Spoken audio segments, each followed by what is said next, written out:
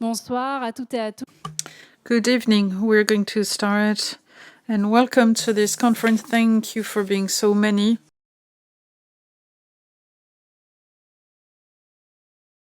We're very pleased to offer this quite unusual conference because it is organized with Alternatives Humanitaires and Médecins du Monde.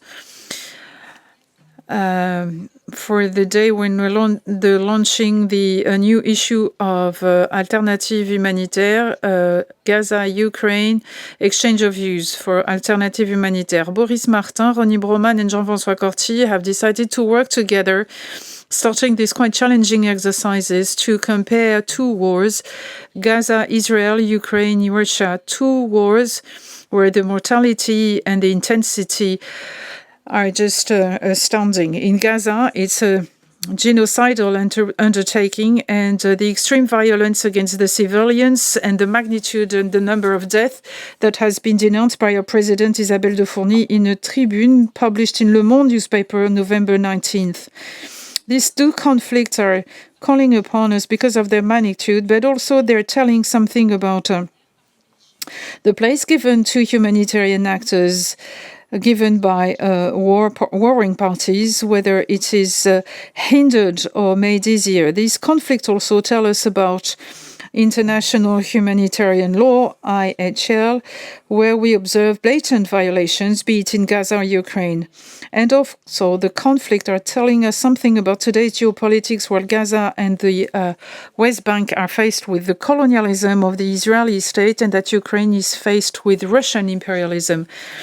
And I think that one of the questions for us humanitarian operators is that in face of these drastic undertakings, colonization and imperialism, should we remain neutral? This last question leads me to say that this conference is part of a round of conferences on what we call the borderline situations convened by Crash, which was started in December 2023 with a conference on Syria, which can be heard on the website of Crash. So borderline situations, be it in terms of compromise or when it comes to our own safety. I'd like to remind you that 8 of our colleagues were killed in Gaza since October 7th, 2023. I'll now be introducing our guests. Today, we are very pleased to welcome Julia Grignon.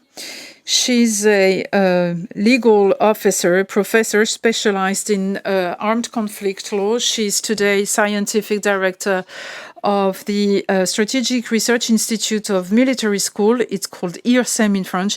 She's interested in all the branches of international law in relation to the protection of individuals, but her specialty is humanitarian international law, which was the main field of her research for the last 20 years. She has written a high number of articles, and if I were to mention only one, I would recommend you to read her paper, jointly written with Amélie Ferré in AOC, which was published in March, with a quite telling title, International Law is Dead, Long Live International Law, ? Jean-François Corty is a doctor and a researcher working with IRIS. He's been involved in humanitarian action for the last 20 years. He's worked for 8 years at MSF, Médecins Sans Frontières, and then he's worked as head of operations at Médecins du Monde. And today he is the president of MDM. And finally, Rony Brauman, for those who don't know him, he's a doctor, physician, specialized in tropical medicine and epidemiology. And after having worked as a doctor in a conflict situation and refugee camp, he has been president of MSF from 1982 to 1994. And then he joined Crash, the think tank of MSF, where he provides counsel, research, and he's involved also in training. Today, we're not going to cover all the articles in this magazine. Jean-François and Rony have also written articles for this issue on Gaza and Ukraine, and later on they will cover the content of their articles in more details. What I can tell you at this stage is that This is a very stimulating and inspiring issue because of the diversity of articles and the viewpoint of authors, be they from the academia, with the humanitarian operators, and one military. So there is one article by Leonard Rubinstein on international humanitarian law, and that of Paul Chiron on the genocide, and Julia Grignon will tell us about it. There are also articles that are highlighting the thoughts of humanitarian actors on their own practices, such as the importance of local operators in spite of a neutrality which is not accepted, or electricity, that is power, which is also a strategic challenge in these 2 wars by the representatives from Electricians Without Borders. And there are articles which, in my view, are trying to shed light and explain what is in the background of these 2 wars. And the contribution of General Vincent Desportes about the disappearance of military strategy is extremely interesting. As you will have understood, I will all invite you to read this new issue. You can have a hard copy on it after the meeting, or you can also read it online on the site of Alternatives Humanitaires. It is published in both French and English. Now I'll stop here and I'll give the floor to Boris Martin, who is, as I said, the chief editor of Alternatives Humanitaires Review, and he's the co-organizer of this event.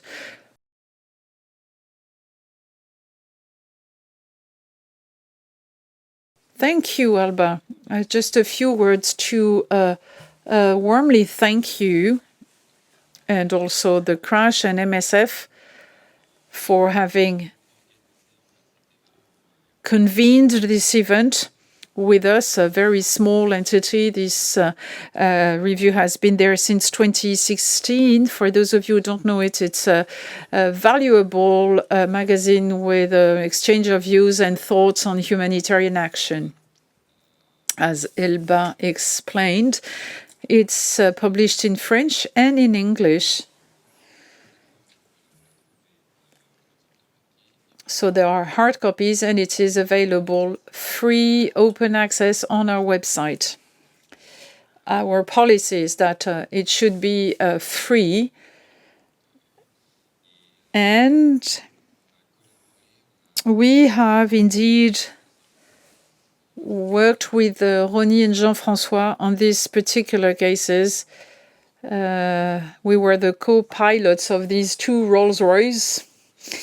It was great. I think that we've managed to publish an issue that really sheds different light on these 2 crises, acute conflicts, as you said, and I won't tell you more. My 2 colleagues, Caroline and Sabine, are sitting at a table here at the back. You can go and discuss with them later on. And now let's start our debate. Thank you. Thank you, Boris. I'll give the floor to our guests. So there's a 1-hour presentation, and then we'll have a Q&A with you, people here in Paris in the room, and on the chat via the website of Crash. And at 8:30 p.m. we will keep on talking after with a drink. This conference is simultaneously interpreted in English. There are headsets available here downstairs, and to help interpreters, please don't speak too fast. I'm trying not to speak too fast myself. And finally, this conference is being filmed. There's a video, and if you don't want to be visible, don't hesitate and ask Adele so that you can be off the field of the camera.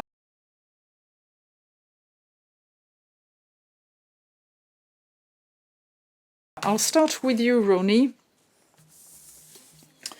In your article, which is the starting point of the review, you're saying Gaza, Ukraine, double standards, and you've written military occupation and the annexation of territories by force, features that are common to Russia and Israel. In both situations, elicit reactions from the West that are diametrically opposed to one another. In one of the conflicts, the right to defend oneself belongs, as indeed it should, to the occupation's victim, Ukraine, with the occupier Russia, which is sanctioned. In the other conflict, it is the Israeli occupier that is granted the right to defend itself, with occasional calls for restraint, but without reference to its status as an occupier, nor to its obligations to protect and assist, nor to the occupied party's right to resist. What are the political, media, and humanitarian drivers of these double standards in the way these two conflicts are being discussed by Western democracies? And I will invite you to start with Ukraine.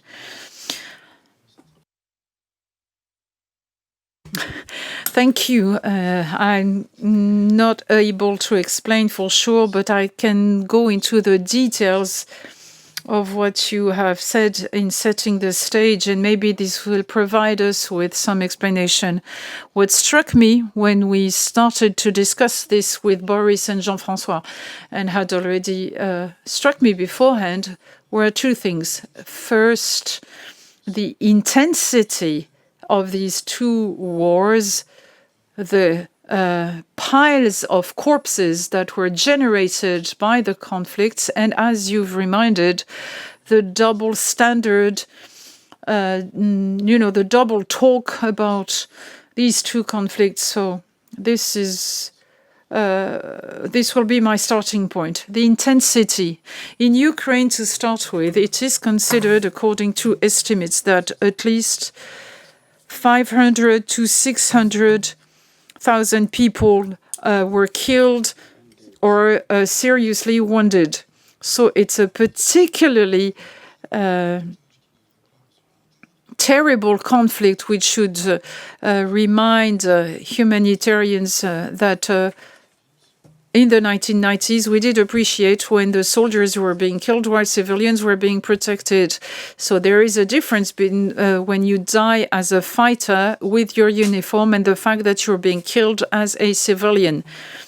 And then it almost is comparable to the First World War, where it is said that 90% of the victims were soldiers, depending on the estimates. And therefore, this First World War mainly killed militaries.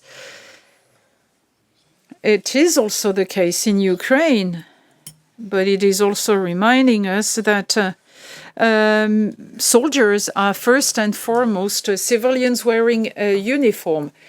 So the terrible situation in Ukraine is a disaster, a human disaster, a political disaster, in many regards. But what is really striking, and with such a situation, is the way humanitarian action is being dealt with. In Ukraine, there has been quite a massive mobilization, if you remember, last year, but there is an attrition effect. In all towns in France and municipalities, you could see welcome boards to Ukrainian refugees. You could see Ukraine flags, a huge mobilization, official statements and support to the Ukrainians. Huge mobilization of the ICC, which over 3 weeks had already urged Putin to come to the ICC and with an arrest warrant, with first aid which was provided in Ukraine. And I'm talking about first aid rather than humanitarian action, because there was this quite understandable mixture or blend that I'm not criticizing, a kind of political solidarity along with humanitarian engagement, which theoretically comes on top of political action. But when you're in a country invaded by an army, you respond in a context of patriotism, because you're not going to help Russian people when you're in Ukraine. You're going to help Ukrainians, be they civilians or soldiers who are victims of the Russian aggression. In this confusing setting, those who were involved in solidarity, patriotic action, and I'm saying this without any irony, those who were engaged in this action were labeled as humanitarian actors, and they were supported to the point that NGOs and people and myself were interviewed on the fact that Ukrainian humanitarian organization, or Ukrainian organization as they were presented, criticized us for, that is international NGOs, for being neutral and for not being politically engaged, or as opposed to what was happening in Palestine. And they said that neutrality was in fact not true, because there was a commitment and support to the Palestinians. So these are the common features, to the limit that when we were committed in Ukraine, we were considered as being on the right side, and when we are committed in Palestine, including in a strictly humanitarian action, we are criticized by the media and by some politicians of being the stupid supporters of Hamas, or coveted accomplices. So there is a difference in the way we are being considered. And I will end here on this Ukrainian-Palestinian aspect. I can't not only talk about Ukraine, I have to make a comparison with others. Some of you will remember that Amnesty International was violently criticized, and they have quite some difficulties in getting over it. They're still not over it, apparently, because Amnesty International, after a long investigation on the war, on the crimes perpetrated by the Russian army in Ukraine, because they were told several times, because there are investigators, there were female investigators who said that they had to talk about it, that there were shortcomings in humanitarian law perpetrated by Ukrainian soldiers, because they were installing arms close to civilian facilities, that is, hospitals, for instance. This was mentioned in a few pages in a very long report of more than 200 pages, and Amnesty International was severely criticized, because it is said that they should have refrained from talking about this, because Ukraine is the invaded country that is defending itself, and that therefore they see themselves as entitled to use these artilleries close to hospitals, which was not the case elsewhere. So that's an example of a double standard. And many have expressed their opinion in the press on this conflict in Israel and Gaza, who were criticized, while when we were talking about Ukraine, we were given the red carpet treatment. Now, a few words about Gaza before closing my statement. The war against Palestinians, and I don't call it a war against Hamas, because it's against the Palestinian population that this war is being led. It is the war of all records. It is important to remind this because it is not obvious, even in the terrible figures of 44,000 people killed for the last 14 months. For a small population, the mortality figures are probably twice as high or maybe 3 times as high. We don't know about it. Probably will know more about it later on. And we are talking here about those dead people who've been identified and whose bodies were found. But since Gaza is completely destroyed, there are certainly bodies that are unidentified and that were under the rubbles. And it is a war of all records. The number of physicians, doctors, children, journalists, women, researchers, the number of cemeteries, schools, houses, civilians' houses, public facilities that were destroyed, since some 70 to 80% of the territory has been literally destroyed by the Israeli army. So this war of all records is not considered as in the same way.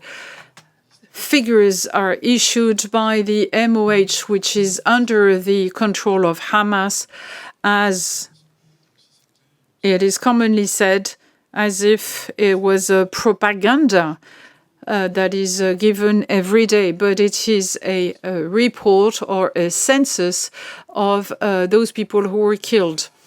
In addition, when humanitarian workers talk about Gaza, it's very sensitive because we do not feel that we are supported. The judicial treatment of these two situations is really like an explosion, as a metaphor of an explosion, because it is outrageous. But in practical terms, it will result in hatred that we'll certainly hear about again, because in France, but only there, in Germany, in the UK, many European countries, you may be taken to custody or be the object of terrible judicial measures only because you have displayed a Palestinian flag. There have been some instances where some protesters have said that it is also a war of resistance against an occupying force, which is considered as an apology of terrorist attacks, while you see that journalists, members of parliaments, activists are excusing the crimes against humanity perpetrated by Israel because of the right to defend itself, without being criticized, except for the maybe a social criticism, but there is no legal or political protest. 2 weeks ago, in the north of Paris, there was a meeting called Israel is Forever, called upon by an organization of the same name, or Israel is Forever, during which Smotrich, who took the floor, he's a fascist, a rogue person, but he's also defending the genocide that is currently being perpetrated. He was supposed to come to Paris, but in fact he didn't show up. He was online from Israel, but it didn't prevent him from coming with terrible statements. This event was held legally, authorized by the prefecture of police in Paris, while it was calling to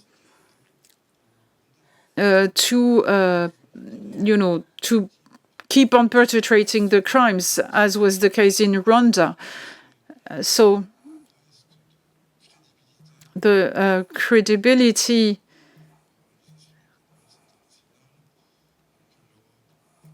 lost by Europe, by many European countries. Some countries have expressed their opposition to these political situations, but Europe as a whole keep on delivering weapons to Israel. I'll be finishing in 1 minute. Joe Biden has just told us last week that the munitions shipped by the United States to Israel are used in compliance with U.S. law and international law. International law prevents crimes against humanity and crimes of war, so much so that the records I was mentioning earlier, which is the complete destruction of the Palestine society, the constant shelling of Gaza for the last year, are considered as being compliant with American law. This is what Joe Biden stated. And I'm saying this, well, this did not result in any response. And an Israeli soldier recently was telling about the depression of his colleagues that was published in Le Monde a few days ago, which ended up with a suicide of his colleague further to an action that he carried out. He was a bulldozer driver, which is of key importance for the Israeli defense, where he crushed probably hundreds corpses or people who were still alive. So he was driving over people who were crushed by the bulldozer. And nobody talked about it in the media, except for those websites of organizations who were activists.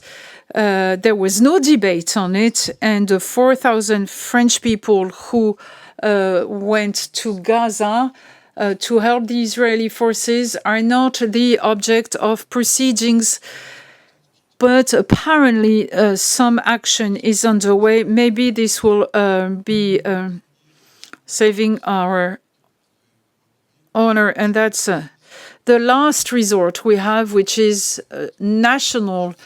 The national legal system, which may be prosecuting these Franco-Israeli people who went to Israel and to Gaza, or the ICC, the International Court, the International Criminal Court, which is the only international body which maybe will be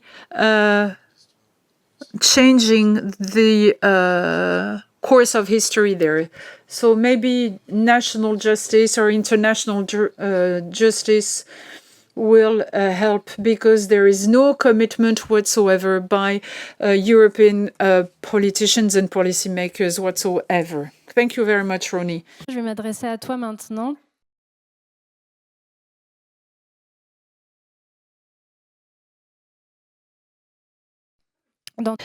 Now I'm turning to you, Jean-François.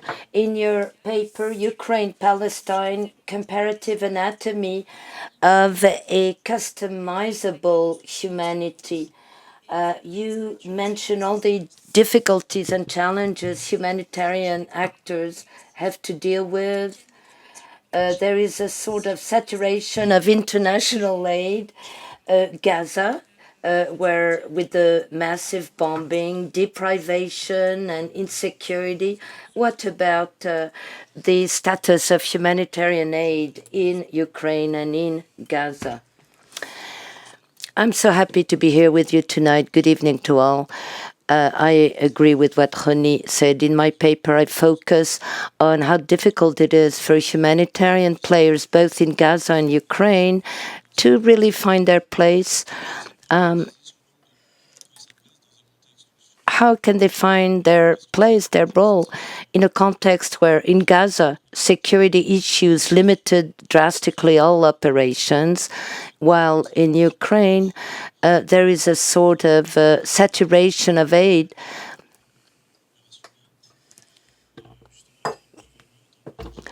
Making it more difficult to bring our added value while providing assistance, because the ground was quite covered by the state in place and by international assistance. Now, when it comes to Gaza, I will not go back to all the figures that Rony mentioned, quoted.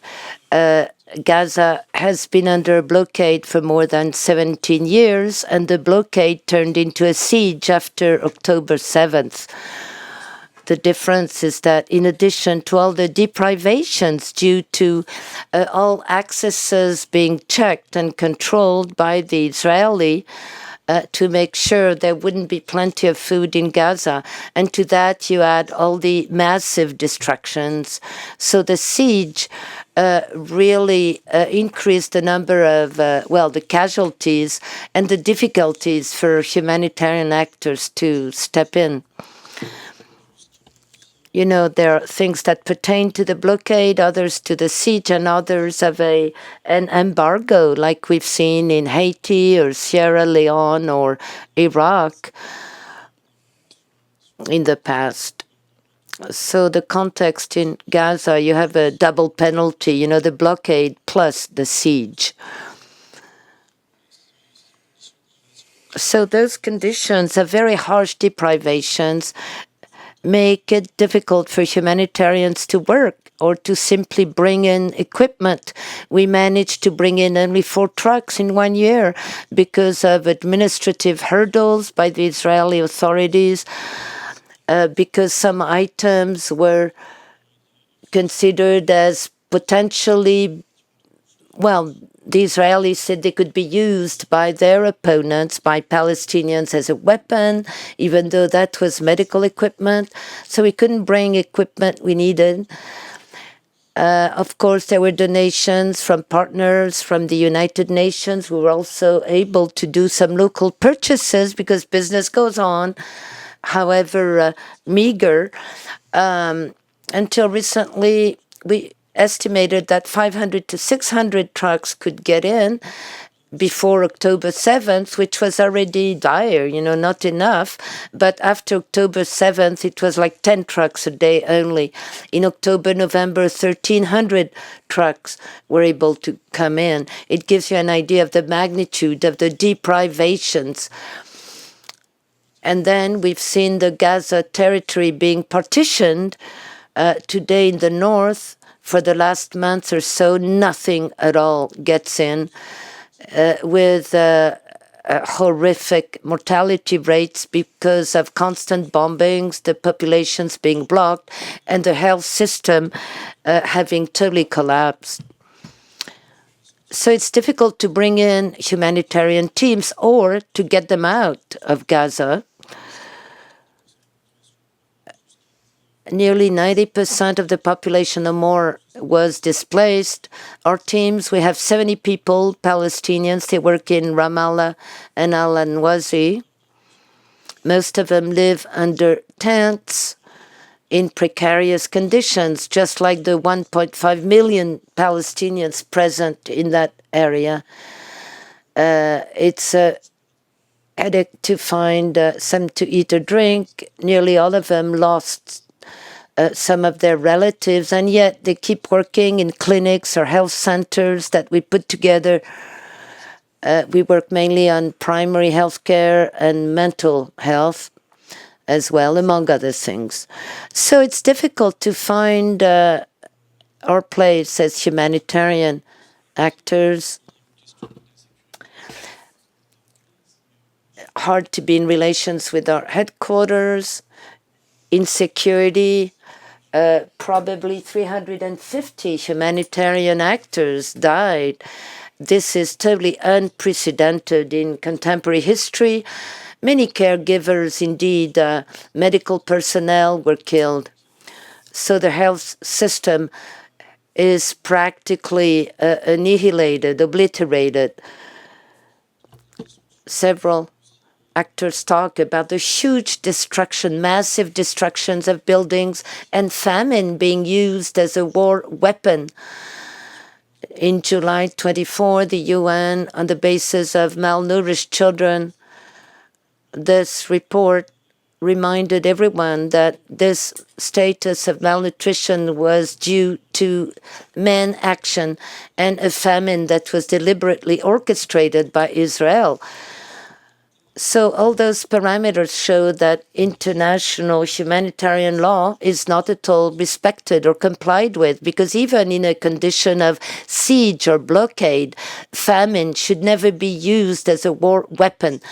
Even in a situation, again, of a blockade, of a siege, you should let sick people, patients be evacuated.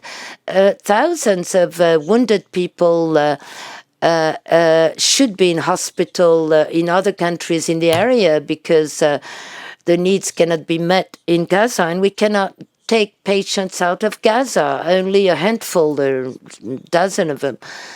So in IHL, international humanitarian law, is totally violated. And those are objective facts. So it's hard for humanitarian people to really find their place, their role to the full in Gaza. And in Ukraine, as Rony reminded us, this is not a forgotten crisis. You know, this concept of a forgotten or overlooked crisis. This is linked to the Western view and the 20, 30 big donors of international aid. During the massive attack of Russia on Ukraine, many aids that were geared to Yemen or Afghanistan were rerouted to be sent to Ukraine, where they have decent infrastructures. There were, between 100 and 200 medical doctors were killed. 700 health centers were destroyed, so infrastructures were impacted badly in Ukraine. Plus, utilities, electricity plants and all that were demolished. But there was strong international aid and lots of humanitarian actors present on Ukrainian soil. Of course, there again, there is not as much as in Gaza, but there are security issues. Remember the discussions we had when I was still at MSF about the safety and security for teams, particularly near the front line. Russian missiles can hit anywhere on Ukrainian territory, but we managed to bring in equipment and to do surgery. If you stick to fundamental principles like humanitarian aid being an added value vis-a-vis the system already in place. But some, like MSF worked particularly on evacuating the wounded from the front line, or worked with elderly people, marginal people who tend to be overlooked and forgotten, forsaken by humanitarian action. And by the way, it's not the first time we focus on helping elderly people. We did that in Abkhazia, in the Caucasus, because elderly people were set aside and forsaken because of war, and they had huge needs. So it's not the first time we take care of elderly people. But where I'm heading is that in Ukraine, we had to reflect in terms of an approach for each niche. At Médecins du Monde, MDM, we supported health centers by developing mental health services, rights to sexual and reproductive health, gender-based violence, sexual violence. We focused on all that. We supported LGBTIQ plus associations, working on giving access to HIV people. Also, there is quite a high prevalence of tuberculosis. So for all those niche, we had to reflect to see where we should focus, where we could really provide an added value.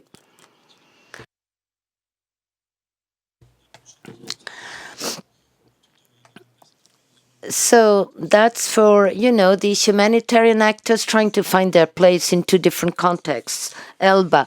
The second part of your paper has more to do with the instrumentalization of humanitarian aid, like this maritime jetty or pier that was supposed to bypass the blockade by Israel never worked. This maritime pier, that jetty built by the US. Yeah, there is politicization and instrumentalization of humanitarian aid. This is quite a classic, nothing new under the sun in aid geopolitics. The states come in with their own legitimacy and their own principles that are not always aligned with NGOs, impartiality, selflessness, and all that. So this is not new, really. And it's almost normal, I would say, because the states defend their own political, social, economic interests that are not aligned with the interests of NGOs. We can hardly blame them for that. But we can be more angry when you see that politicization done blatantly, like France. France cut its funding to Burkina Faso, Niger, and Mali in a context of high geopolitical tensions and in a context where it kind of canceled out all the work of local NGOs. And it's like a humanitarian blackmail, and that should be criticized. It's not acceptable. What struck me with the conflict in Gaza, too, by preventing aid from being provided in proportion, and it is hardly sufficient by far, the Israeli government were using aid through that setup. But, everything that happened is hallucinating, and it goes way beyond what you call a humanitarian crisis. It's a crisis of humanity. And that's cynicism and the way the Americans and the Western states used aid as a tool to pull away the political claims of Gaza people and Palestinian people. The rhetoric of this corridor, supposedly some ships were supposed to come from Cyprus and break the blockade of an army receiving weapons from the US, who were also trying to bypass the blockade through this maritime corridor and jetty, making us believe that Gaza was like an island. And operationally speaking, the best way for them was to come from the sea. Thousands of tons of equipment were already prepositioned by the UN and the NGOs on the Egyptian side, on the Israeli side, saying but it was much more efficient to bring things by road and also dropping things from the air, from planes. It killed many civilians, those big packages falling on people. So all those concepts of operationality, it was totally ludicrous, and it turned out to be a ridiculous failure. What they managed to bring in through the sea, could hardly cover a couple of days of the needs locally. So by leveraging this rhetoric of humanitarian aid, you can really bring in the political arguments explaining why aid is absolutely necessary and why the Gazawi people are experiencing what they're experiencing. Massive bombing, high mortality rates, famine, and destruction of buildings being used as war weapons. What we expect from the states and the international bodies like the International Court of Justice, who reminded us of the risk of a genocide, the issuance by the International Court of Justice of arrest warrants. We expected, though, the states to vote for the ceasefire at the Security Council of the UN, to stop shipping weapons to the region. So a big shortcoming. And really, we expected something else from those states. And the way they use this humanitarian aid, you could speak of humanitarian alms also, and they try to depoliticize the context and refusing to speak about the politics at play that created that situation. Thank you so much.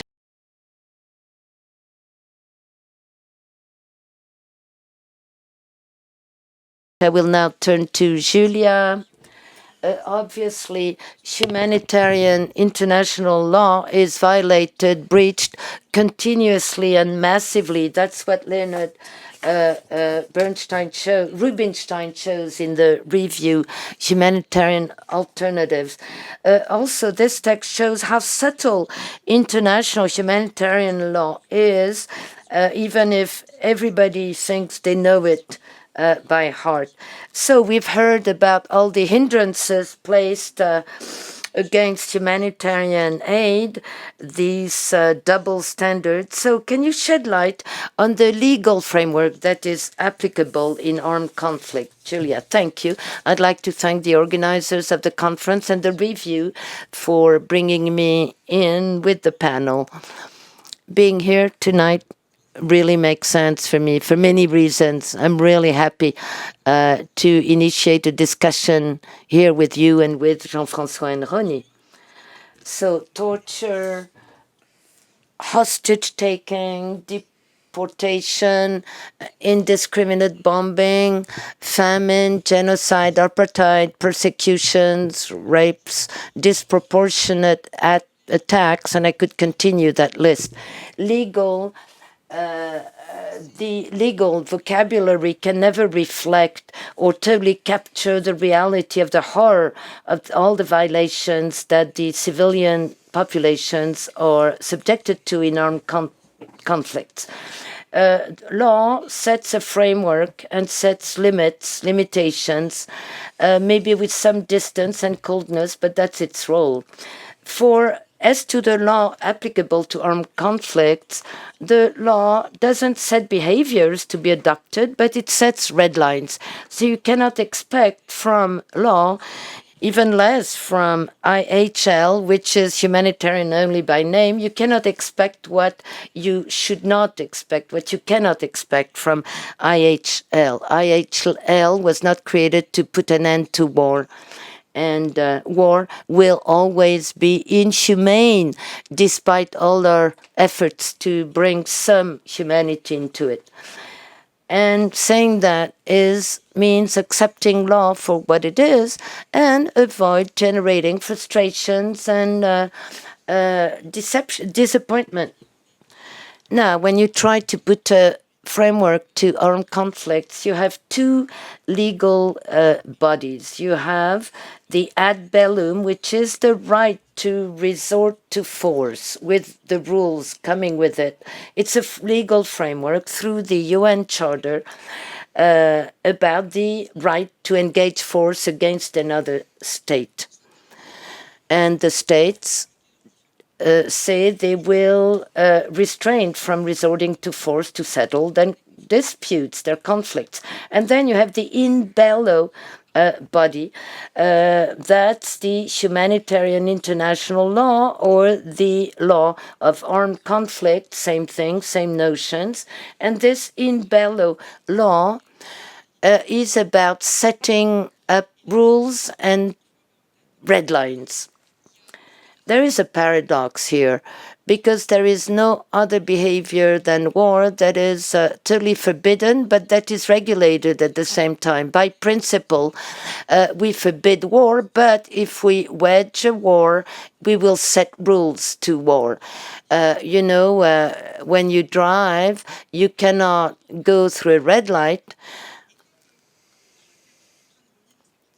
As Rony reminded us the right to resort to force and international humanitarian law should remain totally separate, so they're not being used or leveraged or instrumentalized to a confusion. And both situations in Ukraine and Gaza create a tension around those two notions. Now, here I will restrict what I say to IHL, international humanitarian law, which is a part of the more general architecture of international public law, which rests on the goodwill of the states, on a good faith execution by the faith, and the states, nor for any other law, commercial law, international commercial law, but they don't have a police to make sure the law is complied with.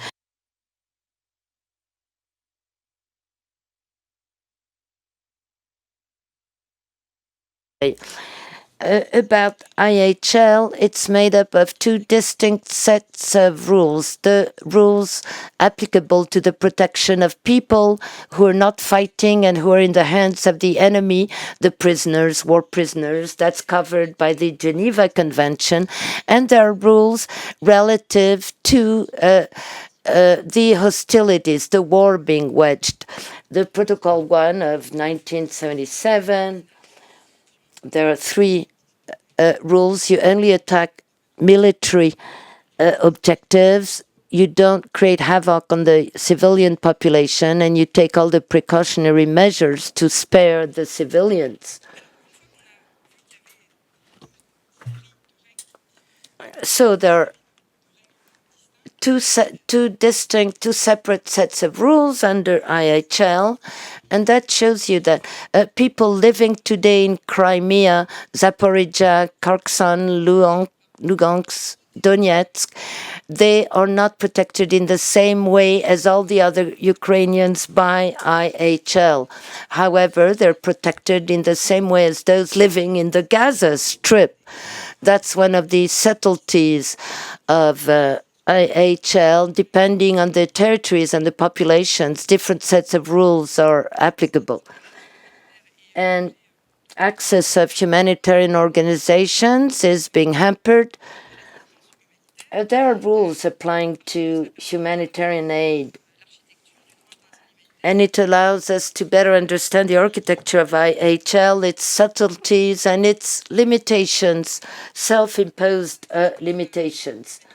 The right to humanitarian aid rests both on the rules applicable to conducting a war and to the rules applicable to people who are not fighting but are in the hands of the enemy. So first you need to know where those persons are, to know what part of the rules apply, Convention 4, Article 69, 71, Article of Common Law, Article 18, Paragraph 2, da-da-da-da-da-da. That's to say there are many texts trying to give a framework to humanitarian aid. But humanitarian assistance is not charity.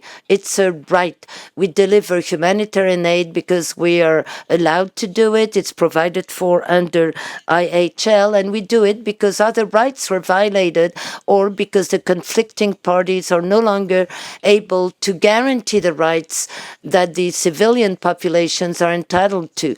The responsibility to meet the fundamental needs of the population in a war, during a war, that responsibility rests on the state or on armed groups. And it's only when they cannot, when they fail to do that, that NGOs are allowed to deliver aid. So there are two sets of rules, and the first is to ban famine as a war method.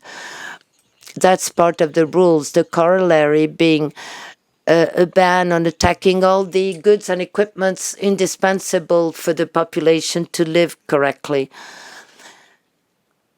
And with that comes the right to deliver humanitarian assistance.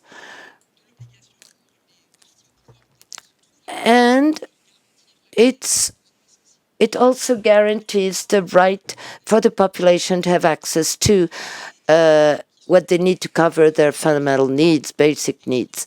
There are distinctions, though, because humanitarian aid can only be targeted at civilian people. The fighters can receive health care, but they're not entitled to humanitarian aid. It's only for civilian people. Under the Fourth Convention of Geneva, there is also a specific section on the rights of children and women. Now, to simplify, there is a customary rule, and I'm going to read it because it's worth reading. And it explained, which says that the warring parties have to authorize and make easier the quick and smooth passing of humanitarian aid for those civilians people who need it in an impartial fashion, without any distinction of unfavorable character, provided under the provision of the right under their control. And this summarizes everything I've said now. Without going through the detail of the rule, I'd like to point some aspect of the rule that are not that so straightforward or so easy when it comes to delivering international humanitarian law. It says that parties should authorize. They should ask for authorizations, but authorization should also be granted. But then it leads to the arbitrary rejection. What is it that can lead authorities that may arbitrarily decide not to provide any access? Now, the question is, to whom do we ask the authorization? Because you have a territory that is under the control of armed group. Should you ask to the state or the government of this territory the authorization for this? Then humanitarian assistance for civilians who are in need, but nowhere do we know what is the definition of humanitarian help. Is it only about health and food supply, but there is no details in international humanitarian law about what it implies?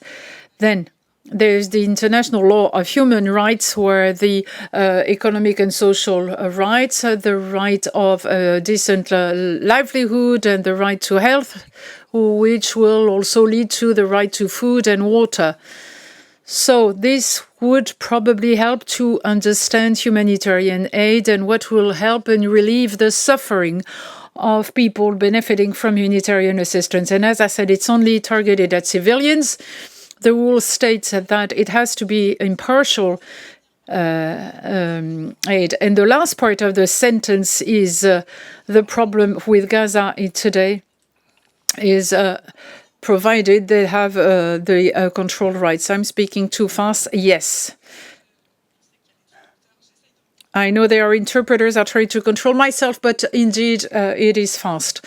So the last part of the definition I said is under reservation of the right to control, which means that the warring parties can have control on what is coming in and going out. If you're talking about 4 trucks in the Gaza Strip, the Israeli forces have the right to control, but this right is not to be misused. It has to make sure that this aid will go to civilians and that this aid contains food or healthcare and not equipment for the reconstruction, which is not considered as a humanitarian equipment and material. There are many such examples that can be used to explain the subtleties of international humanitarian law, such as the siege.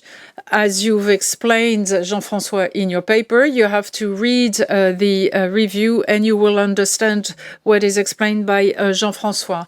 Thank you, Julia. Regarding Gaza in particular, there is an increasing number of international bodies, researchers, and academia who consider that the situation would be qualified as a genocide.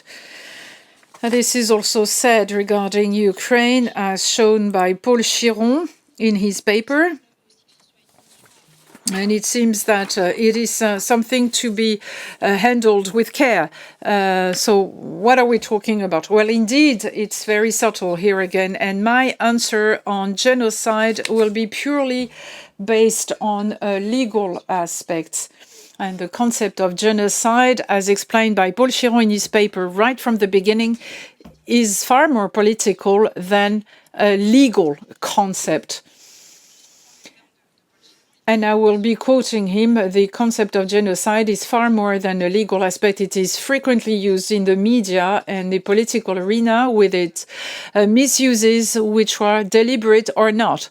So tonight I'm going to try and shed a legal light on these misinterpretations. And here again, we need to make the difference between two things.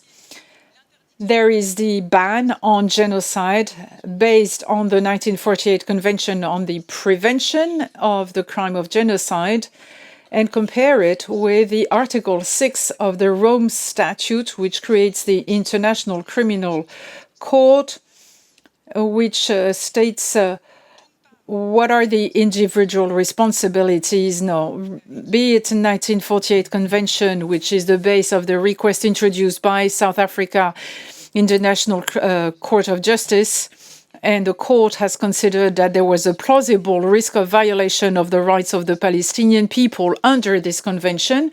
This 1948 Convention refers to the obligation of states and implies the state responsibility. So it's not embodied.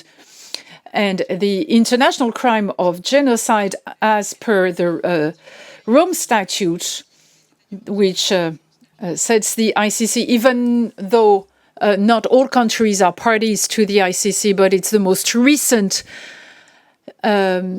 agreeable definition of the crime of genocide. So the ICC has jurisdiction on this, and it involves the responsibility of individuals as opposed to the ICJ with states. So any person who would have perpetrated this to a national court or to the ICC as a complement to it. Now, the definition is the same.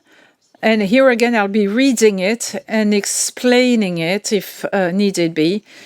So the genocide, for the purpose of the statute, means any of the following acts committed with intent to destroy, in whole or in part, a national, ethnical, racial, or religious group as such.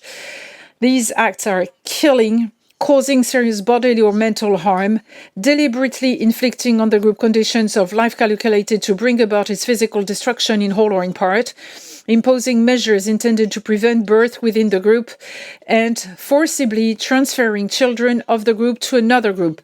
So one of these actions and the intention to define genocide, which means that there are two components making a crime of genocide, so an act of torture, which is banned, and the second objective element is to identify a group which has to be national, ethnical, racial, or religious group, because the states have agreed on the Rome Statute that these would be the groups. And then there are two moral or subjective elements to the definition of genocide. So for each of these killing implies an intention to kill, and for the crime of genocide to exist, there should be a specific intention to destroy in whole or in part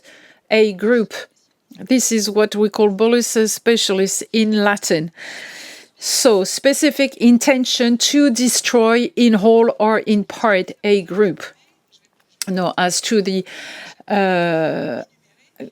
acts that are prohibited, there's one that I would like to discuss here today, which is the deliberately inflicting on the group conditions of life calculated to bring about its physical destruction in whole or in part. And I think this is echoing a situation that we are witnessing today.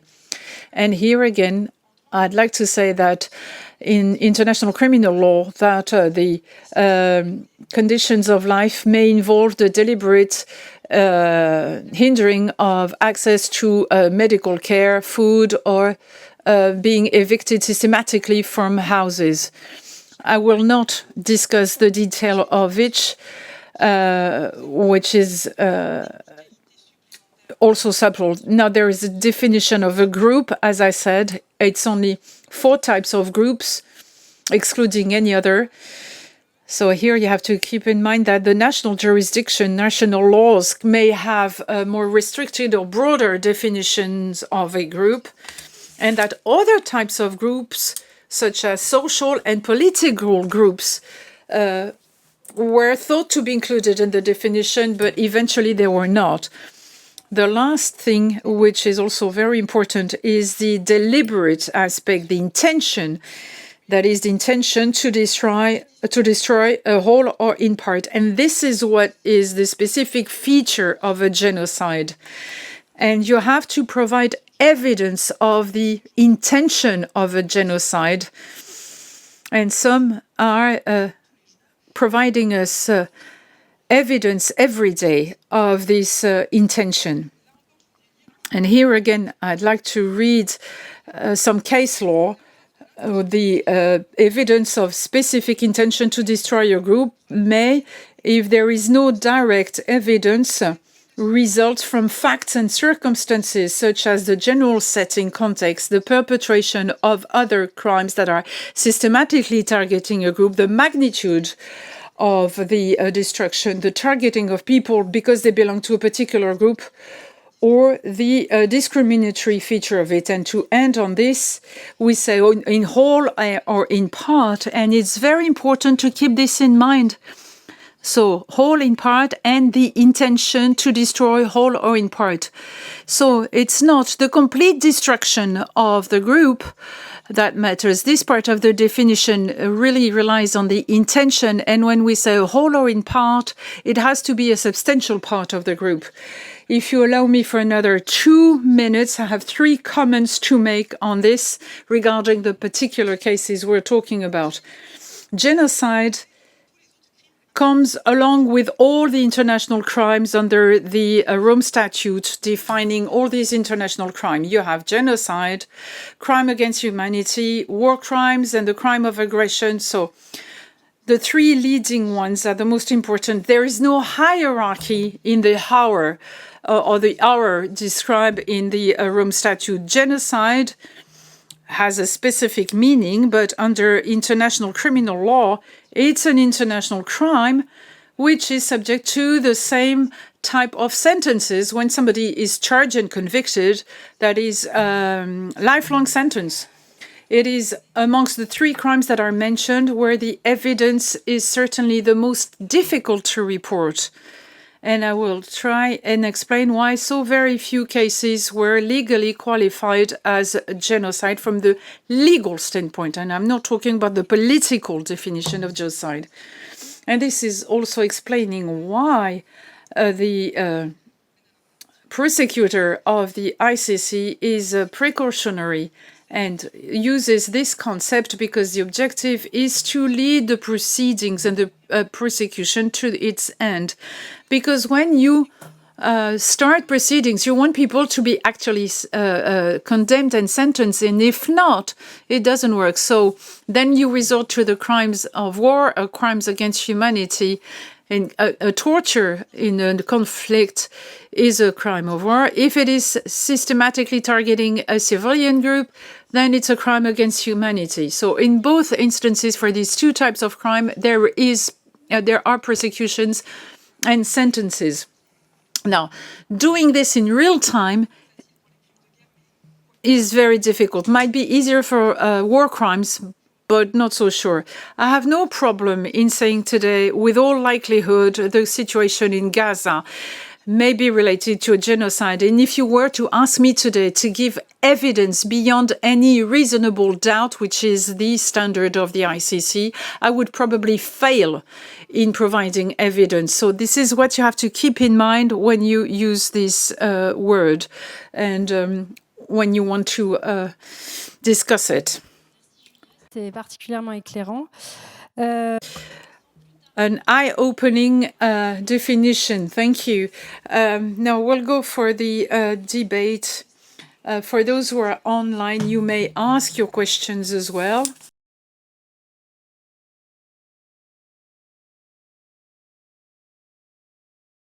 My name is Julien Dufour. I would like to thank you all, particularly Julia, for your quite outstanding legal demonstration. Now, regarding the ICC, so the prosecutor has issued an arrest warrant 2 weeks ago. France said that it would accept the arrest warrant and would take the necessary steps if necessary. And the French Ministry of Foreign Affairs last week has cast a doubt on the intention of France to arrest Benjamin Netanyahu if he were to be on the French territory, relying on one article of the Rome Statute, Article 98, I think. He mentioned a possible immunity because Israel is not a state party to the Rome Statute. So what would you say for this particular article of the Rome Statute, and what is it that we can do, we, the lay French people, lay citizens, so that France would respect international law and comply with the Rome Statute and the arrest warrant issued by the ICC? Thank you very much for this question and for giving me the opportunity to talk about an arrest warrant, even though I talk to you here as a professor with my, in my personal capacity. Now, regarding the arrest warrants, first we need to know that it is historical. Jean-François said it, there was some pressure, but I'd like to say that it is it's a watershed for international criminal law. And we've seen the responses of some states and heads of states, and there is a mapping performed by people, drafting a map of how governments and states are responding to this arrest warrant, which does highlight this double standard you were talking about. The first statement by the French government were, we are going to comply with the decision of the ICC, we are on the side of international law, and I was told at noon that it came from the president and not from the foreign affairs. So it's not the subtlety of the articulation between Articles 27 and Article 98 on the concept of immunity. When negotiating the ceasefire in Lebanon, and so that France would not be excluded from the negotiation of the ceasefire in Lebanon, France has a statement that is favorable to Israel and has relied on this Article 98. But in international criminal law and that of the ICC, there is no immunity for heads of states during their term. And this is the very basis of the Rome Statute. But just like any other international organization, it is binding to those countries that have signed the Rome Statute and ratified it, like France. But those countries that are not parties to the Rome Statute are not supposed to comply with it. That's the case for Israel and the United States. So Article 98 says that one state cooperating with the ICC, when it is a party to the Rome Statute, has to arrest this person that is on its territory and hand it over to the ICC, because, as I said, there is no international police. So it is based on the national police that you have to make sure that this person will be arrested. But since Israel is not party to the ICC, there is one article which states that France should not be in a contradiction with the other obligations of France under international law if it were to hand over a person to the ICC. But the question that is raised then is whether Benjamin Netanyahu has an immunity for such international crimes. So that's to tell you about the legal context of the debate. Now, when it comes to the reality of all this, the ICC has issued sentences condemning states who had adopted the same position. Vladimir Putin went to Mongolia recently, and Mongolia is a state party to the Rome Statute. It's exactly the same situation. Russia is not a state party to the Rome Statute. The ICC has issued a statement condemning Mongolia. When South Africa, when Bashir was also taken to the ICC and he traveled to several African countries, these countries were condemned by the ICC. So in reality, legally, it doesn't hold. It's just a statement, you know, to distract and shed light on other aspects. And I'm obliged to underline this. I think it's terrible that we are just like Mongolia or other states who say, well, they will have a selective enforcement of the Rome Statute. Article 1998 has been the same since 1998, since the Rome Statute was adopted. When Putin was issued an arrest warrant, everybody said they would cooperate with the court. And when it's Benjamin Netanyahu, nobody wants to cooperate with the ICC. What can you do as a citizen now? As a layperson, well, being here, present, be interested in his legal matters. I hope I have explained them in an understandable fashion for everybody. I do like to attend international conferences, you know, high profile, and who is entitled to a war prisoner, prisoners of war status, etc. But I like to explain that international law is simple but subtle, but also accessible and understandable. It's easy to understand that you shoot on a fighter, not on hospitals and civilians. But as a citizen, you may demand from the French state to comply with international criminal law and make it respected. The first article of the fourth Geneva Conventions is that the states have to comply with and make international law complied with.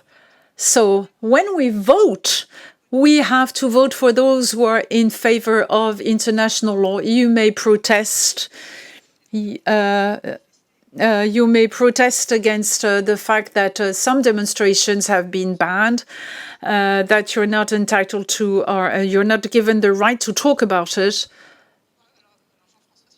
Jean-François said that you can make also donation to Médecins du Monde and maybe to MSF.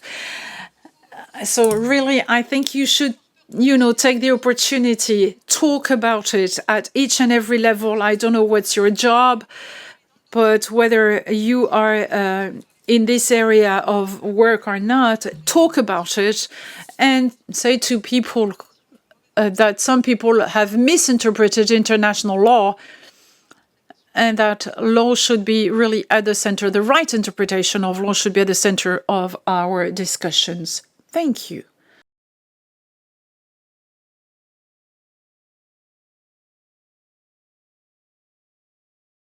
Thank you. My name is Yara. My question goes to Julia here again, but I think that this question may lead to other responses. So I would be very happy if other people were to answer this. I've read with great interest your article in Le Monde that you had written with Samer Moussa on the Geneva Conventions, and to echo the question which was just asked, which is the weakening of international humanitarian law. So, since you were quite rightly saying that, what is it that citizens can do to help and prevent the decline of international humanitarian law and make sure that humanitarian aid can still be provided in Ukraine and Gaza? And if I remember, in your paper, you said that some improvements to the Geneva Convention may be needed, and that we still need to mobilize to make sure that IHL is being complied with, and therefore the Geneva Conventions. So in law and operationally, I'd like to know what improvements could be brought to the Geneva Conventions. Bon, alors je me lance. Merci beaucoup. Merci de faire écho à cette tribune. Many thanks for this question. I decided I wouldn't speak of Samir Moussa because someone came to me saying, "Oh, I like it when you speak of Samir Moussa. He's a Palestinian professor. He still teaches in the Gaza Strip. I haven't heard from him for a week. I'm worried." And I co-wrote this paper with him in Le Monde. And since you're calling me on it, Samir Moussa is Palestinian professor, a law professor.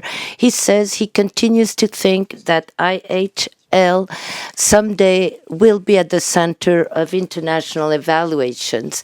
So if he believes it's possible, I believe it's possible. As to the weakening of IHL, of course, IHL is constantly breached. It's being breached constantly in Gaza. It was breached by the Russians in Ukraine. It was breached by the Ukrainians, by the Hamas on October the 7th. IHL in the Congo, Democratic Republic of Congo, 800,000 deaths. Also in Tigray. So IHL is constantly going through a crisis. Is IHL weaker than it was in the past? I don't have any empirical studies showing that, but I believe IHL occupies the media space as never before. I've been in IHL for 20 years. I've never been called to speak as much about IHL since the invasion of Ukraine by Russia. It's being debated publicly at all levels, and I find that great that it's being discussed. Even if sometimes, people say things that are not quite accurate, but what matters is to speak about IHL. So is it weakened? I don't know. Should some rules be changed, modified? What I can say is, following the invasion of Ukraine by Russia, we wrote, with a colleague, we wrote in a blog, we produced 8 papers on that blog on IHL since between February and July 2022. We scrutinized some 40 different types of behaviors. At no point did we think, okay, there are no rules. IHL dates back to 1949. 1977, cyber attacks, extra atmospheric space. It shouldn't be in that, but we can still interpret those contemporary situations in the light of IHL. So I don't think there should be rules that we should modify some rules. I don't think the rules need to be changed, neither for the humanitarian law rules when it comes to helping civilians. They have all the rules they need. What is lacking is the willpower on the part of our leaders, the state leaders. It's up to them to make IHL complied with in armed conflicts. Jean-François Corty. I wouldn't add anything on the legal side, but as you reminded us, IHL has constantly been violated everywhere, Tigray, Yemen, Sudan. It is well written, let's say, and the problem lies with how it is applied. But to me, the IHL is weakened after what's happening in Gaza. As Rony reminded us, some Westerners brandished it as a universal value, and they lost all their legitimacy through their actions. And so now we don't have as much force or impact to use that law against war crimes. When you see such double standards, what we speak about Gaza and Ukraine, we feel that IHL is used as a tool of domination more than as a tool of justice. And this is not propitious to discussing with future war criminals. who can just lash out throughout the whole continent. So, in my view, the IHL is weakened. Now, in Gaza, we also know that IHL was breached over and over again. Out of the 350 humanitarian actors who died, the vast majority of them were Palestinians. They came from UNRWA, MDM lost one, MSF about 10, World Central Kitchen, local staff and expatriates, Save the Children as well. They had casualties. So it's mostly Palestinian humanitarian workers. There were no more than 10 or dozen of expatriates, like the 7 of World Central Kitchen who were killed, including Canadian, American, and Irish, another one from New Zealand. So they were Western expatriates. The feeling I get is that the Israeli army is more careful with the expatriates than with the local staff. And in Gaza, it's not the IHL that protects you, but it's your diplomatic status. It's the political aspect of what you're representing and whether you're an expatriate or not. So IHL is weakened. And if each time I speak up, I rest only on IHL. You know, IHL is not saving lives in Gaza today. So I think we should defend IHL, stand for it, while bearing in mind that it's not the beginning and the end of everything. And we don't want to use law as a tool that could create a fake sense of protection, you know, like in the conflict in Serbia with Kosovo and all that. So IHL remains fundamental, but politics are above that, and they have a greater role.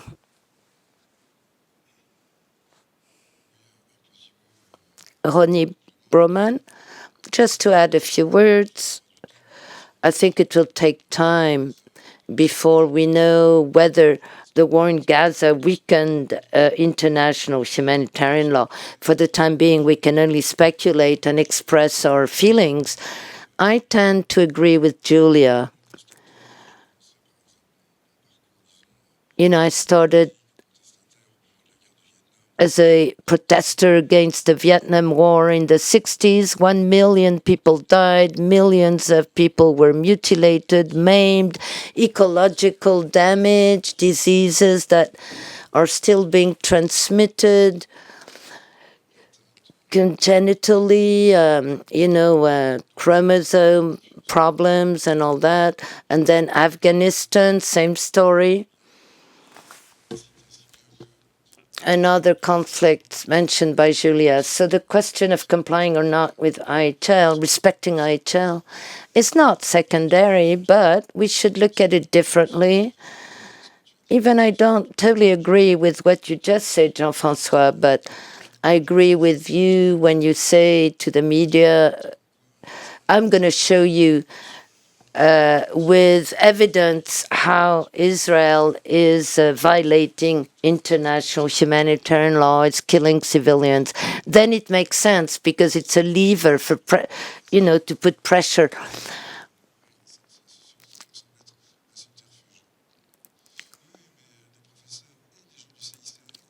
Professors and people at the International Committee of the Red Cross, they're there to do that.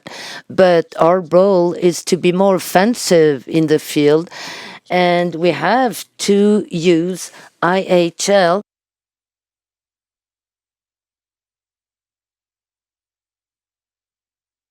as a budget. Yes, Julia. International humanitarian law is breached all the time. I'm not questioning that, but we have to be cautious. We have to have the right target. IHL in an armed conflict, that's all we've got, that's all. So if we contribute to feed that rhetoric about constant violation, it serves no purpose, we will undermine the credibility of the only form of law applicable in armed conflicts, and it's the only body of law giving access to humanitarian organizations. If you get rid of IHL, you will not get 4 trucks a month, but 0.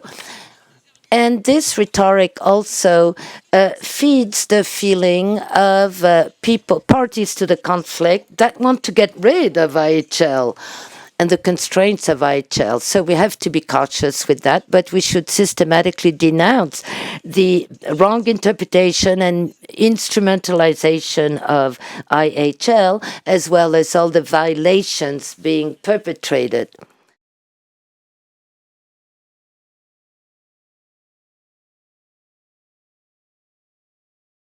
First question, what are the responsibilities of corporations, states and government that supplied the weapons used for genocide? And should we recognize the criminality of a genocide perpetrator before recognizing the responsibilities of the other actors? As to the first question, today there is a treaty on the trade of weapons, on the weapon trade. A state party to the convention should authorize no conventional transfer of weapons, tanks, artillery, mortar, and all, to a state as long as they know that those weapons could be used to commit a genocide, crimes against humanity, serious breaches of convention, Geneva Convention, or attacks against civilians or against civilian buildings. The ICC told us that we have reasons to believe that war crimes and crimes against humanity are suspected to be committed in Gaza. So the rule is clear. Then attributing responsibility that has to do with the responsibilities of the states. There are complex logics at hand there. And, I still want to dream because it helps me to live. So I hope one day the states providing weapons will be punished. Now, as to the responsibility, in any armed conflict or any circumstance, we have to look for all the responsibilities of all parties. The ICC, its role is to prosecute international crimes, the most severe in international law, and the ICC also has to look for the responsibilities of the main perpetrators. Its role is not to judge all the perpetrators, but all national jurisdictions are responsible for prosecuting and sentencing any person suspected of having committed such crimes. And because of what we call universal jurisdiction, if one person suspected of having committed international crimes is on the French territory, the French judicial system is responsible for arresting that individual and carrying out an investigation and put him or her on trial. The French Jewish Union for Peace and another one initiated prosecutions against French and Belgian nationals who went to Israel to, quote-unquote, fight.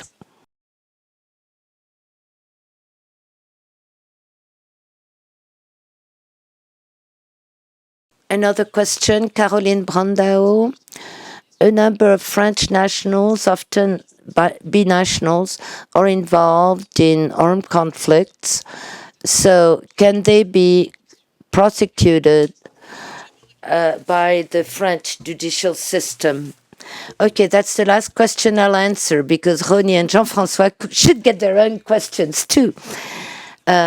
So the answer is yes. It comes after what I just said. Binationals should be prosecuted by the French judicial system under the what we call a universal jurisdiction. Well, IHL is quite technical, and international criminal law is even more technical. But I can tell you, you have the theory, universal jurisdiction, beautifully expressed in the Geneva Convention. We should prosecute, condemn, judge and condemn any person, whatever his, her nationality, whatever the location of the crimes, and whatever the nationality of the victims. That's what we call universal jurisdiction or competences. But the states have their own national laws that lock things up. So in order to prosecute a criminal, you have to overcome a number of hurdles. But now we have a branch against terrorism that can prosecute individuals having committed international crimes or war crimes.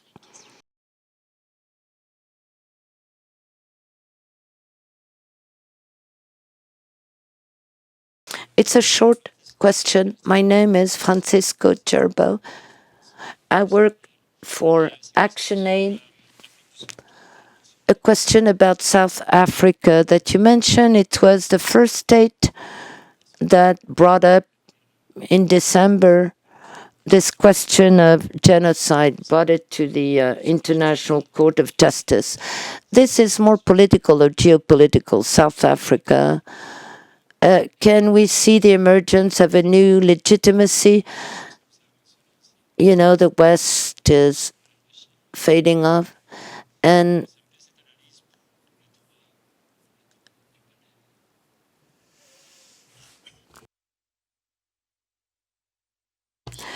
well, I'll try to provide an answer, says Rony. The place of South Africa is peculiar, is special in the framework of what we call the Global South, because they had a victorious struggle that didn't end in a war against apartheid, but they did very well.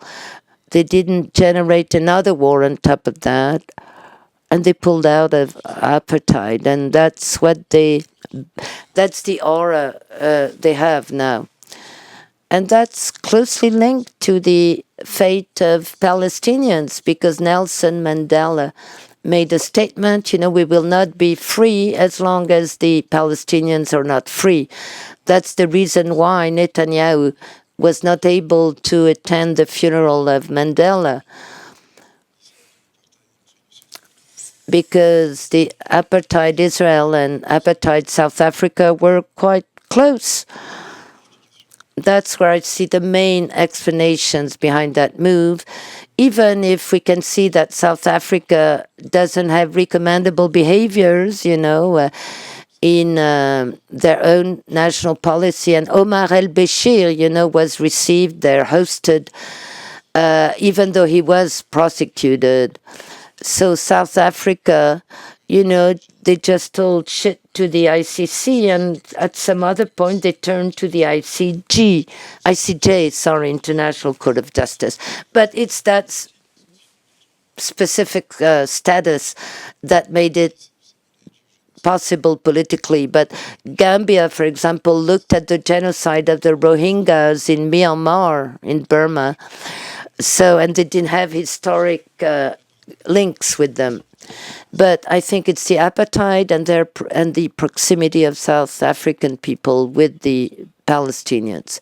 Julia, about South Africa, well, that shows you that everything can change. That's why we should still have hope in international justice.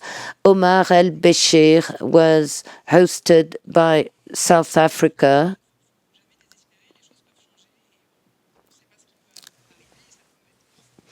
But sometimes things can change for the better.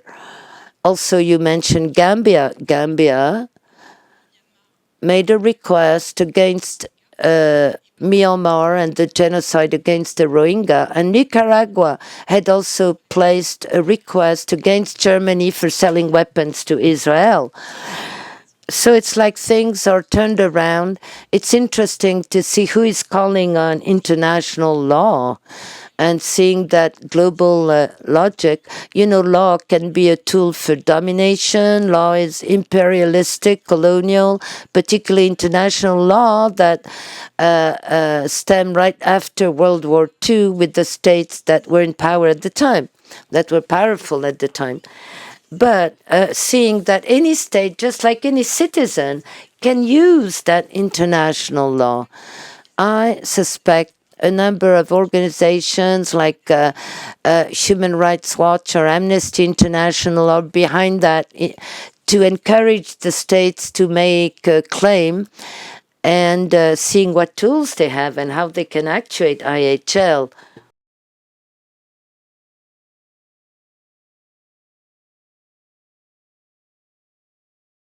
An online question to Rony and Jean-François this time. That's about the media coverage on Israel and Palestine. Have you observed in the past such a propaganda campaign in France? What is the purpose of this propaganda? And have NGOs any legitimacy in criticizing this propaganda? Well, NGOs do whatever they want. If one NGO considers that it holds legitimacy to speak out about it, and if another NGO considers that it's not within the scope of its legitimacy, well, there is no role. It's a political decision made by NGOs. I would be in favor, and this is being discussed by various NGOs here, I would be in favor of highlighting the partial nature of the television coverage. I will set aside the written press, the newspaper, but since I regularly read the papers and listen to TV programs and radio programs, and there are biases in favor of Israel's with portraits of victims, the embodiment of violence against Israeli people, which is quite respectable. I have no reservations regarding this, but I see a big contrast with the fact that Palestinians are anonymous. You know, while you see people who are, you know, in misery, in a plight, and anonymous crowds of Palestinians without actually, you know, naming them. So it's more in favor of the Israelis and not so in favor of the Palestinians, the way they're being covered. There's something also that I wanted to discuss, but I didn't talk about it for the sake of time, but I'd like to mention it.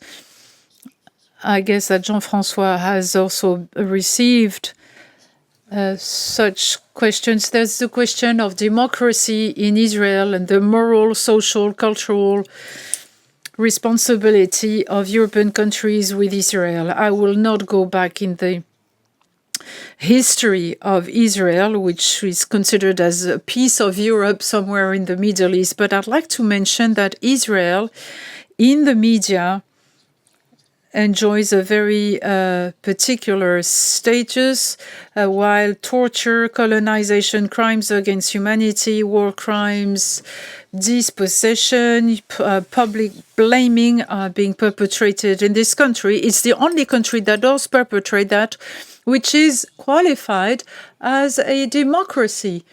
So much so that there is no boycott of universities that do maintain the military machinery with the development of IT tools or weapons that are extremely perverse.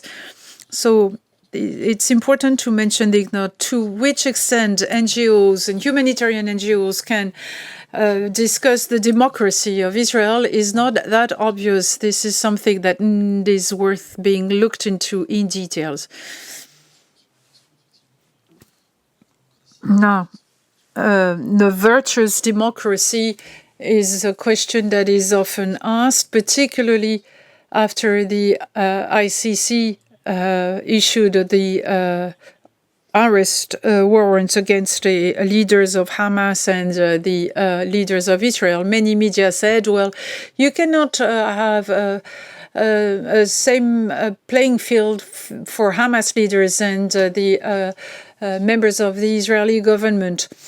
And life is of the same value whether you're a Palestinian or an Israeli person. So you have constantly to remind the foundations of legal aspects. even though I'm quite careful when I talk about law because I'm not a specialist of law, when it comes to the impact on NGOs and in our we receive death threats, life-threatening messages constantly. Even when I've talked about migration on the social media, we constantly get a backlash. But this level of online violence has never been so high. And what I think is particularly striking and needs to be monitored is that, NGOs were considered as moral, virtuous organizations, values of solidarity that are common to France, etc. NGOs on Gaza have become a problem. They're not seen as a solution. But what is Amnesty doing? What is ICRC doing? What is MSF doing? What is MDM doing for hostages? In 2023, a famous chief editor on a French TV channel did attack us because she said we are partial and we're not playing the role that we're supposed to play, but it's not the mandate of a humanitarian NGO to be involved in mediation between the warring parties to negotiate the release of prisoners or hostages. It's not within the scope of our capacity. I will not disclose the name of that journalist. Dans cette ère de post-vérité qui s'est cristallisée autour du Covid.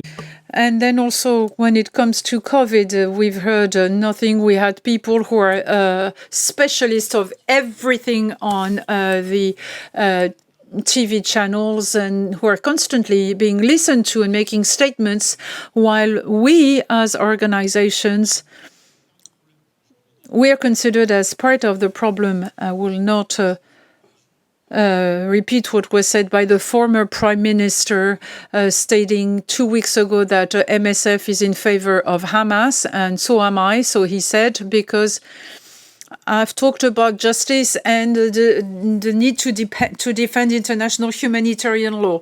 When you say you want to protect international humanitarian law in the French media, you're considered as an accomplice or culprit with Hamas. If only about the France. From the center-right party to the far-right parties, they don't like us, for sure. And when it comes to migration as well, helping migrants at sea, we are the accomplices of smugglers, we are criminal. And the day when we have a strong state and strong people at the head leading the country, all NGOs will be disbanded. Over the latest elections in France for the parliament in June, we have stated that we were not in favor of the far-right parties without giving any recommendations to vote for any other party. As a president and as a president of the board of MDM, I said, we recommend not to vote for far-right parties and those supporting them, because we are considered as enemies to the Republic, because we do not share the same viewpoint regarding the social situation, the welfare situation in France, the ethics in medicines. We are also defending a vision of democracy and democracy in health. And we are reflecting the diversity of the civil society. We can be involved in the so-called checks and balances that do exist in France, and we are considered as enemies. So we have to start an objective confrontation, even though we've had these ideas for ages. But when it came to the elections, we have to fight these area, these far-right parties, the post-truth, we have to keep on working with MSF and human rights organization to defend and prepare the future, which will be difficult for us. And I'm not talking about our finances, and that's not a problem of MSF because it doesn't have any institutional subsidies, unlike MDM, which is 50-50 private donors and public donors. See what has happened in Italy. Our friends and colleagues in Italy have great difficulties in working in social, sexual and reproductive health. When it comes to having access to contraception and abortion. I'm not talking about all the persecutions against MSF because it has helped migrants at sea.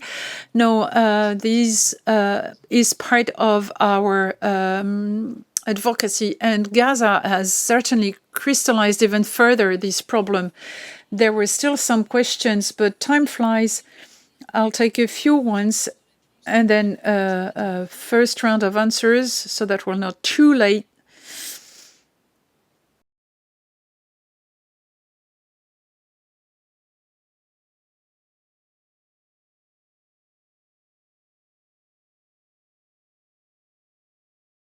My question to Rony, who had written in one of his books, is that the difference between dictatorship and democracies in a wartime is that dictatorship were more relying on sovereignty, while democracies were calling upon morale.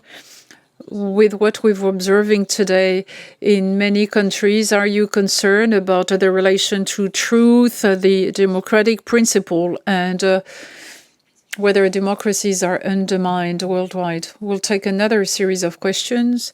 My name is Anne Dufont-Ackerman. We are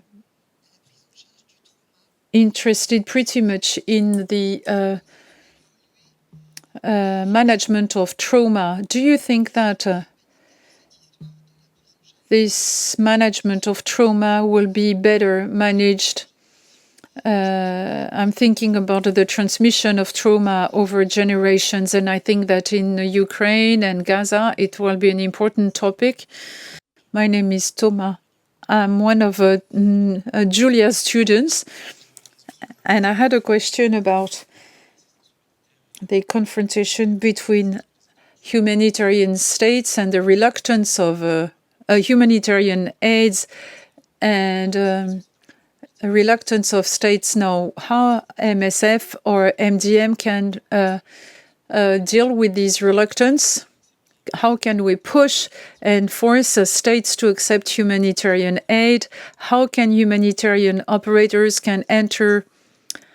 Is humanitarian interference still topical nowadays? Good evening. I'm another student of Julia. Do you think that what about the proposal which was made to cancel the law on the apology of terrorism? Well, I'll try and answer very quickly, and I'll give the floor to Jean-François afterwards. Now, for the first question on the moral justification of democracies, and I don't remember having written this.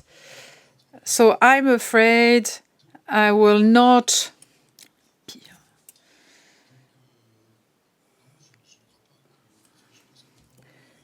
I think that moral and safety are constantly boasted by democracies and dictatorships. Just like for Afghanistan and Iraq, the justifications are always the same.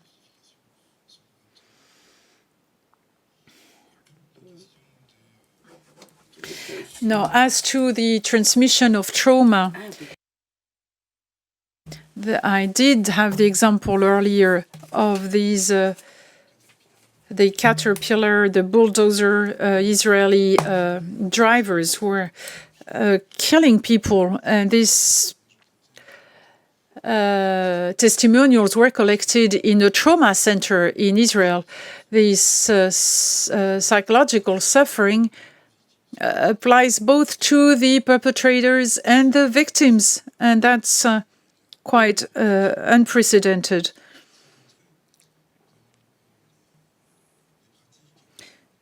So there's a whole debate on the management of trauma, and I'm not sure I would be able to start a debate on this, but it's most likely that it will be a field of research and work in the future. But where will be the Gaza people? In Negev or in the rebels of Gaza? We don't know where those people will eventually settle. No, as to the confrontation between humanitarian organization and states regarding France and MSF, except for the criticism that we are making regarding the complicity of genocide, of the non-action or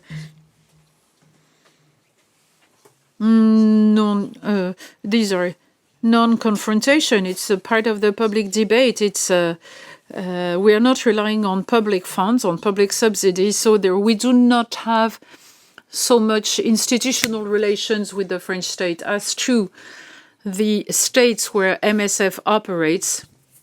It would take a long time to explain.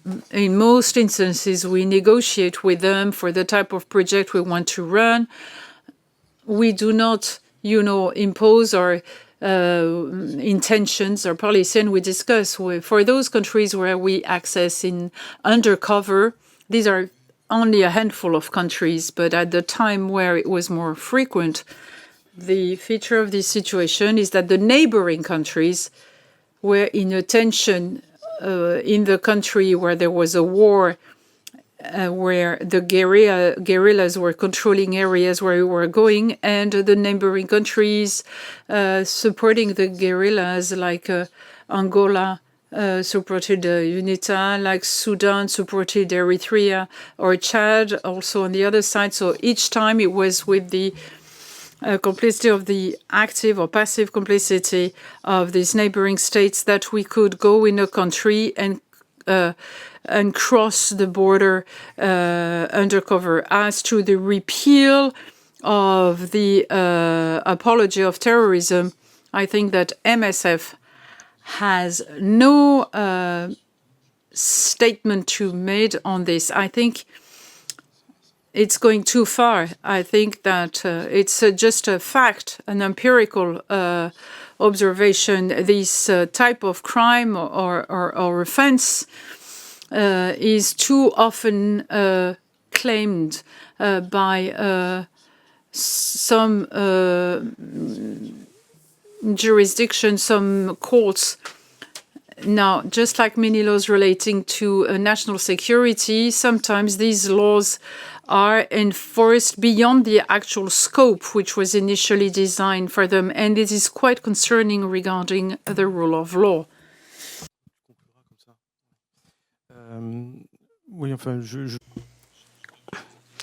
I don't have much to add after what Rony said. I agree. When it comes to repealing that law on apology of terrorism, it's not really within the scope of my organization, even if personally I think this law shouldn't be abused, of course, which it seems to have been. When it comes to criticizing the states, we get at MDM institutional funds from the state, 50% our own equity, and still we're free to criticize the states that can donate to some of our programs, and too bad if they don't like it. So we feel perfectly free of criticizing, including when we get funds. Then it's up to us. How far shall we go in accepting funds from this or that donor, depending on how they behave. It's on a case-by-case basis, so there's no clash, really. But we do speak up and criticize when we have to. Now, as to managing traumas, well, in Gaza, you have post-traumatic stress disorders. Everyone has that. They're like zombies, they're bombed every day. All the buildings and tents shake every day. It's a very small territory. 2 million people. And I'm sure they all they're all traumatized, and if they're still alive in the coming months, they will need help with the soma health care, but also mental health care. We have a module for mental health, but just like with the surgery or orphan children, those people are locked in. That's what characterizes it. It's an open-air prison. It becomes like a mass tomb. The people dying, the stench, you can imagine. So, yes, we will work on that and on the long term. A few words, because those are not legal questions. Now, how do MDM or MSF manage to demand to have access to a field? Well, they negotiate each time. What's interesting is the rule relative to proportionality, whereby you cannot inflict excessive damage to the civilian population in view of the military advantage. And today we take into account not only physical wounds, but psychological wounds on civilian people.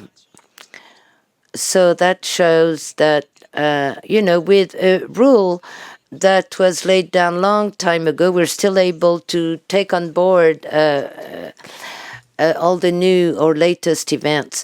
And now the relationship between law and morality. When it comes to IHL, international law, and geopolitics, it's blatant. Our morality is conditioned by our values, the causes we're keen on defending. And the beauty with law is that it doesn't move. It's really a beacon. And whoever breaches the law, well, we have to denounce them. And that morality has nothing to do with that. Morality is fluid, can change when IHL is there to stay and solid and robust.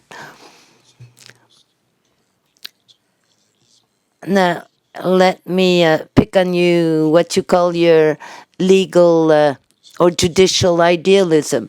When I talked about delegations settled in a neighboring country to help the guerrilla, obviously they were not guided by international humanitarian law, but by their own interests.